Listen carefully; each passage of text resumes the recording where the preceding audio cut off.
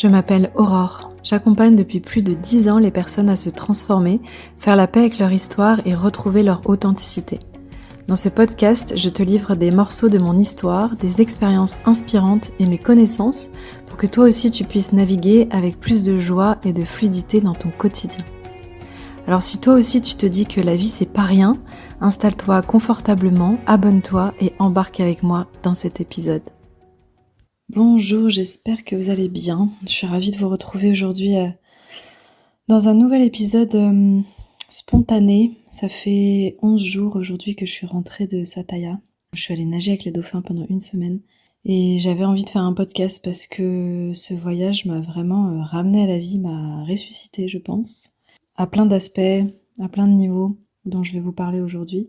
Je suis aussi dans une période de mue identitaire, de transition, de réflexion, pas mal de choses qui sont en train de bouillonner à l'intérieur de moi ces dernières semaines, ces derniers mois, beaucoup de réflexion, de prise de décision.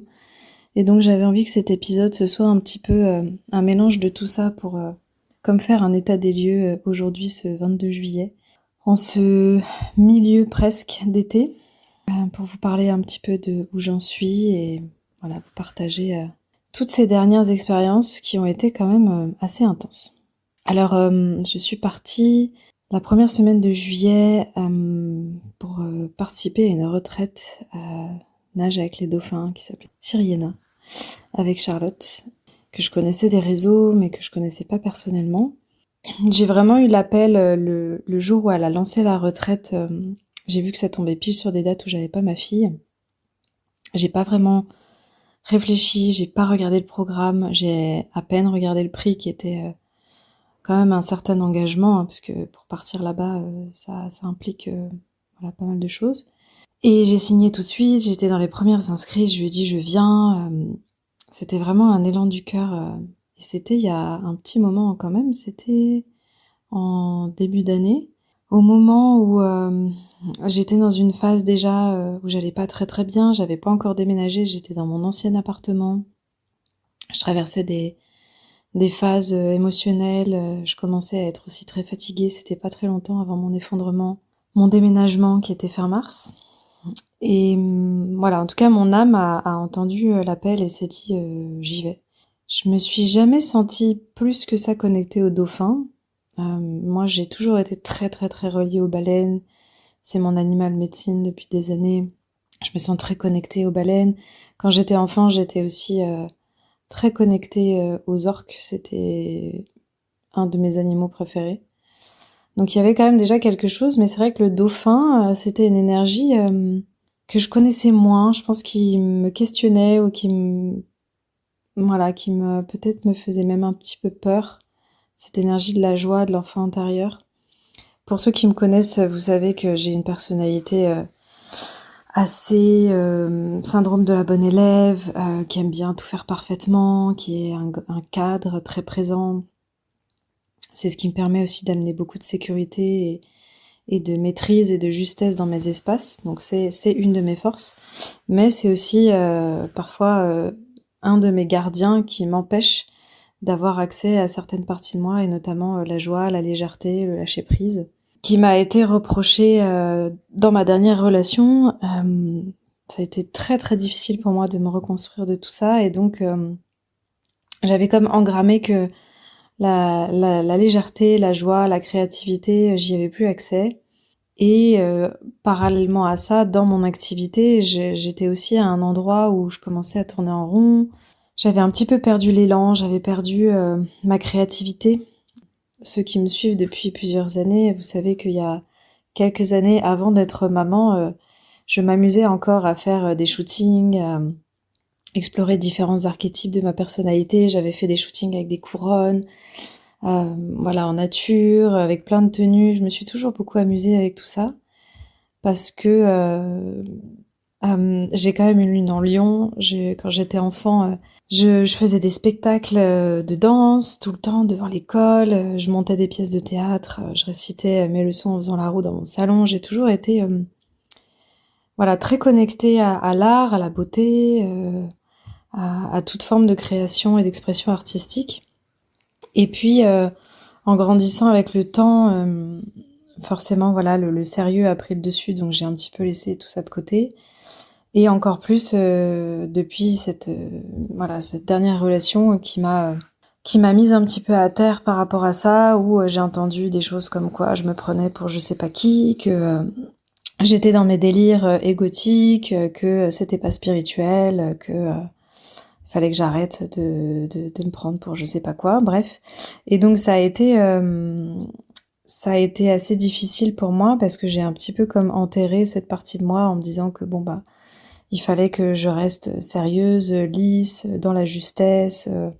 Surtout avec la casquette thérapeute, c'est pas toujours évident d'arriver à trouver la juste place entre je suis une thérapeute qui vous accompagne depuis le bon espace, je suis pas une amie, il y a un cadre thérapeutique, enfin c'est quand même assez particulier la posture de thérapeute.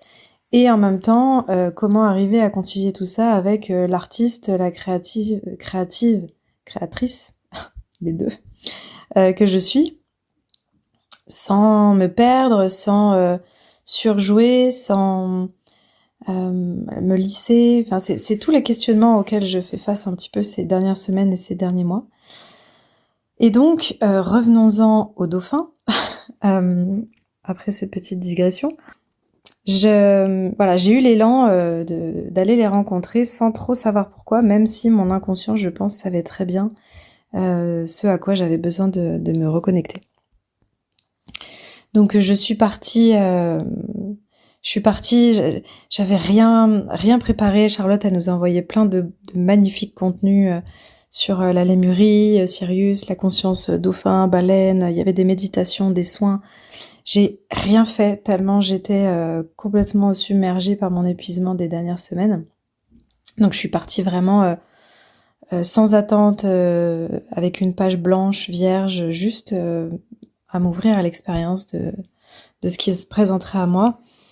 Je connaissais une autre femme du groupe, Aurore, que je porte beaucoup dans mon cœur et qui a créé l'Oracle des Roses Médecine.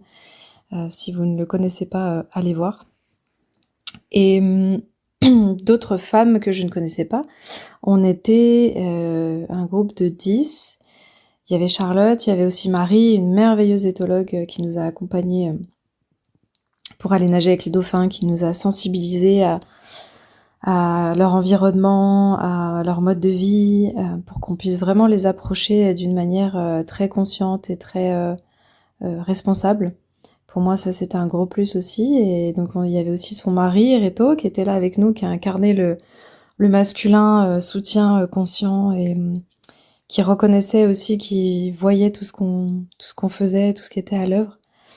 Et tout le staff qui était constitué que d'hommes égyptiens sur le bateau, dont deux êtres merveilleux, Hicham et Abid, qui nous ont accompagnés tous les jours à nager avec les dauphins. Pareil, avec une conscience très responsable et très sensible, et je pense que ça nous a toutes beaucoup touchés. Voilà, donc ça vous donne un petit peu l'écosystème dans lequel j'étais, et donc la semaine a vraiment été rythmée avec un mélange de pratiques, de cercles, de temps de rituels, et beaucoup de nage avec les dauphins. Le matin on pouvait y aller 2 fois, l'après-midi on pouvait y aller aussi 1 ou 2 fois, donc c'était quand même le cœur de la retraite. Et autour, Charlotte a divinement composé avec le timing disponible et ce qui se présentait aussi dans les processus de chacune, et parce qu'il y a eu énormément de processus, comme vous pouvez vous en douter. J'ai pas forcément envie de raconter tout ce qui s'est passé en détail, parce que on va repartir avec un groupe si tout va bien début décembre et que j'ai pas envie de dévoiler toute la magie. Et aussi pour garder le précieux de mon expérience et de celle des autres qui étaient là avec moi. Mais ce que j'en ai retiré et quelques moments, je pense, clés que j'avais envie de partager quand même, et qui font que je suis revenue, peut-être que je peux vous parler de ça en premier, je suis vraiment revenue avec le système nerveux complètement reset. C'est-à-dire que déjà à l'aéroport, j'avais l'impression que j'étais dans un autre monde. Il y avait un calme à l'intérieur chez nous tous, hein. On s'est fait la remarque qui était assez hallucinant. en une semaine, ce que ça a pu produire dans notre système nerveux. La capacité à prendre beaucoup plus de recul sur les choses, la reconnexion à la joie, bien sûr, je vais en reparler dans un instant. À la joie, à l'émerveillement, à la foi, à l'amour. Et donc forcément, ça a eu aussi un impact dans mon retour à ma créativité, à mes élans, à tout ce que j'ai envie de faire, retour de mon énergie vitale. Et ce qui a été hyper beau aussi, c'est de voir l'impact que ça a eu dans ma relation avec ma fille quand je suis revenue, parce que je l'ai récupérée après 10 jours d'absence. Et faut savoir qu'avant que je parte, c'était assez difficile, il y avait pas mal de confrontations, moi je perdais patience très facilement, il y avait pas mal de crises, c'était vraiment très difficile pour moi. Et là, tout était fluide, c'était joyeux, il n'y a pas eu de crise, je suis vraiment restée calme. Il y avait de la joie d'être ensemble, il y avait beaucoup plus de présence aussi. Moi, j'avais l'esprit qui était beaucoup moins tourné vers l'extérieur, vers la pression, vers le stress, même si j'observe que progressivement, ça vient retoquer à ma porte, donc je suis très vigilante avec ça. Mais voilà, c'est pour dire à quel point ça a eu un impact vraiment extraordinaire. Et parmi les moments les plus forts, peut-être que je pourrais partager, il y a déjà eu, au début, ce qui était assez intéressant, c'est que c'est comme si je savais pas vraiment à quoi m'attendre et c'était un petit peu irréel la première mise à l'eau quand on les a vus, quand on les a approchés. J'ai vu beaucoup de filles autour de moi qui pleuraient, qui étaient dans des états de grâce que j'ai contactés bien sûr en décalé. Mais sur le coup, j'avais l'impression que il y avait quelque chose en moi qui était comme cassé, comme si moi j'avais vraiment pas accès à ça ou comme si je me rendais pas compte. Ou qu'il y avait peut-être un gardien qui m'interdisait de ressentir ça. En tout cas, au début, j'étais assez perturbée de me dire ok, il se passe ça, mais je sais pas trop. J'étais un peu perplexe. Comme si je réalisais pas, je sais pas. Il y a eu un besoin de temps, d'ouverture, de confiance, de sécurité, de lâcher prise, je sais pas trop. Mais c'était assez intéressant à observer et ça parlait quand même beaucoup de moi et de ma manière de fonctionner. Parce que c'est aussi de cette manière que j'aborde souvent la plupart de mes relations. Au début, je suis beaucoup dans l'observation, j'ai du mal à m'ouvrir tout de suite, à faire confiance. Donc c'était assez intéressant et ce qui a été vraiment magnifique, et je pense que là, ça a commencé vraiment à ouvrir quelque chose. Et je vois à quel point l'émotion me touche déjà, rien que de vous en reparler.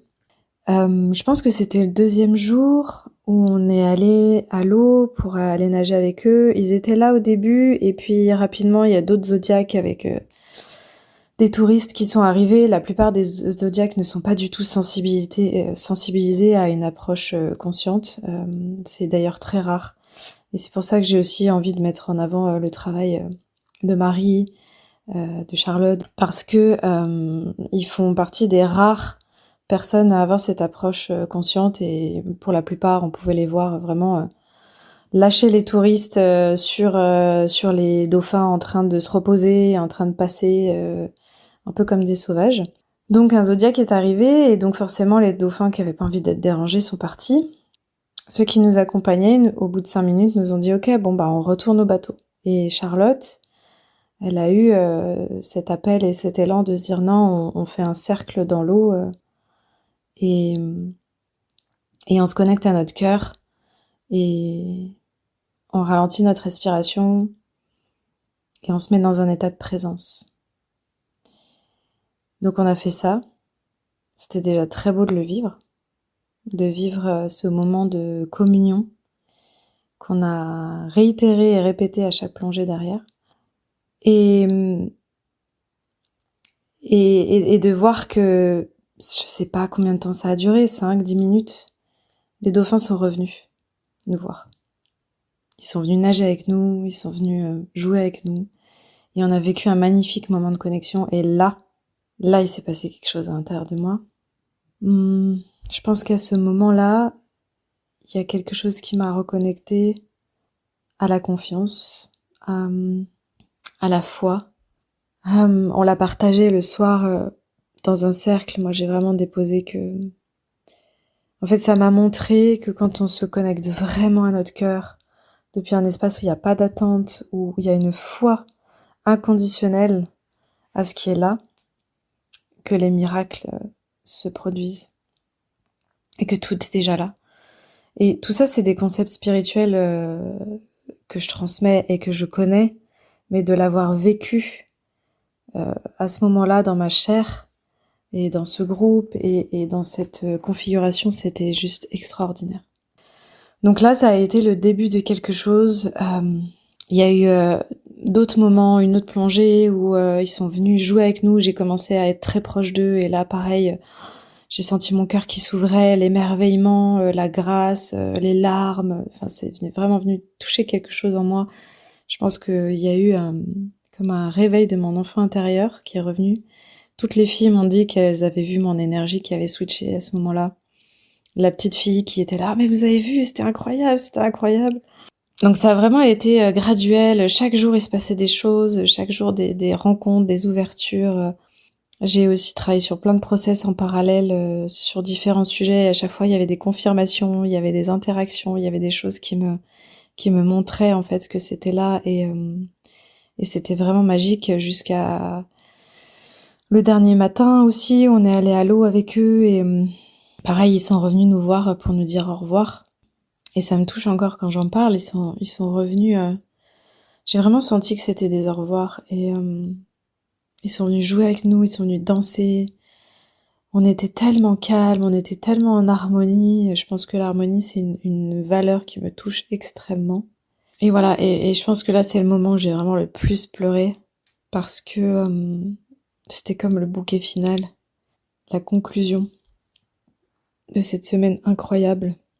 Et il y a eu beaucoup de moments sur le bateau où quand il y avait des couchers de soleil, où on était sur le pont, on écoutait de la musique, où on dansait, où j'étais traversée par cette grâce.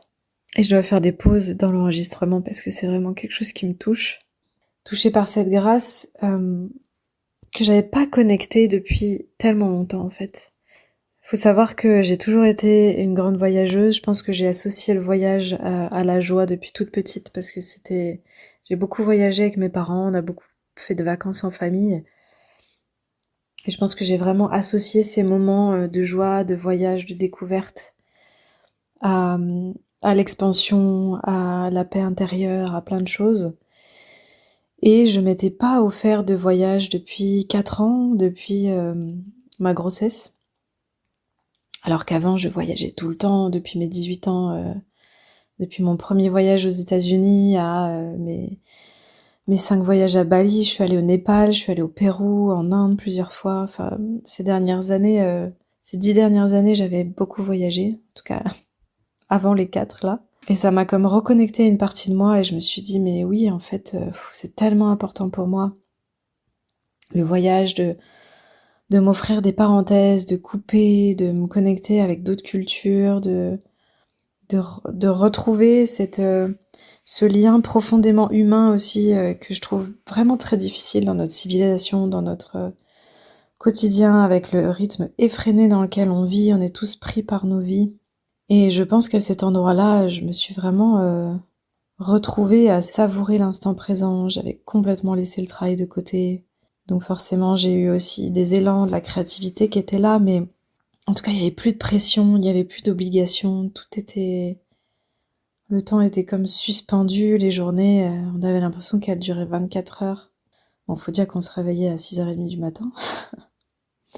Mais voilà, ça a vraiment été quelque chose de très très très fort pour moi. Et je me suis dit, mais en fait, quand je vois l'impact que ça a eu au retour dans ma vie, il faut absolument que je m'offre ça tous les trimestres.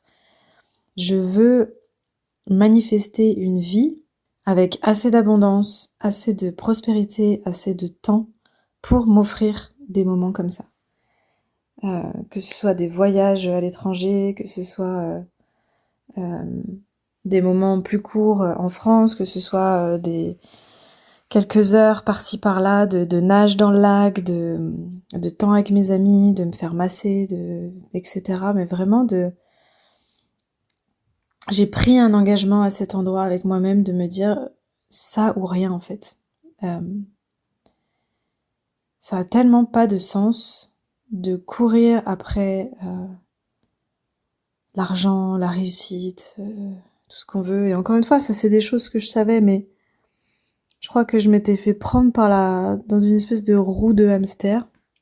Bien sûr, derrière, avec toutes les insécurités, les besoins de reconnaissance, et il faut faire de l'argent, il faut s'en sortir, et maman solo, et blablabla. Ouais, c'est vraiment venu recalibrer quelque chose à l'intérieur de moi. Je me suis fait une promesse de ne plus jamais me lâcher la main à cet endroit-là. Et je vais le faire.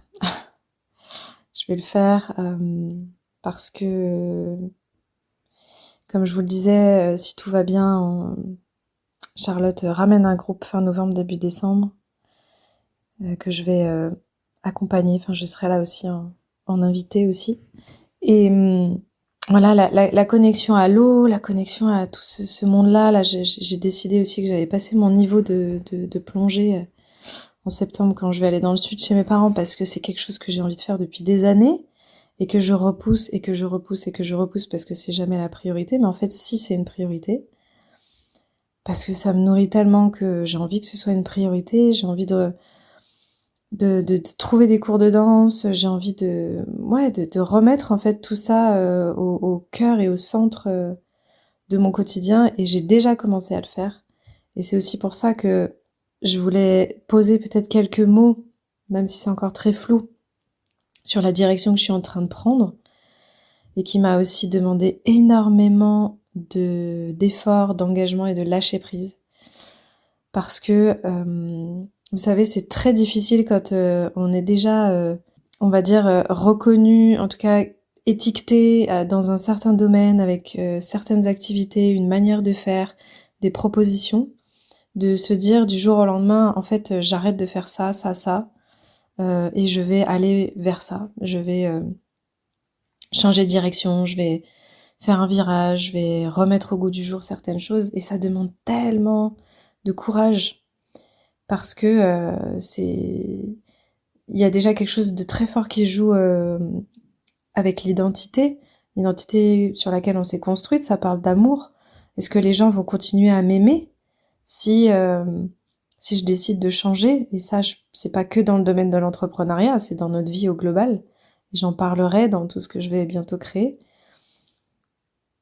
Et bien sûr, mon activité, est-ce qu'elle va continuer à fonctionner si je décide d'arrêter cette formation? Par exemple, j'ai pris la décision d'arrêter la formation Alchimia que je faisais depuis 5 ans, qui marchait très bien, qui était magnifique. J'ai transformé des centaines de vies avec cette formation. Et le Breathwork alchimique se diffuse partout. Et je suis tellement honorée et touchée de voir ce que ça a créé. Et on me demande encore, et je reçois encore des messages de personnes qui me disent « Oh, mais tu la fais plus ». Et c'est difficile de prendre ces décisions-là. Et en même temps, je sentais que j'avais fait le tour et que j'avais besoin de faire de la place et que j'avais besoin de me renouveler et que j'avais plus l'étincelle et l'élan d'aller à Lyon tous les mois pour pouvoir partager ça. Donc voilà, il y a déjà eu cette chose-là, et puis j'ai surtout dansé avec une espèce de problématique intérieure pendant plusieurs semaines, pendant plusieurs mois, de me dire comment est-ce que je fais pour arriver à concilier à la fois cette posture thérapeute facilitatrice que je sais être extrêmement intègre, juste et professionnelle. Je sais à quel point je fais bien mon travail, j'ai des retours tous les jours.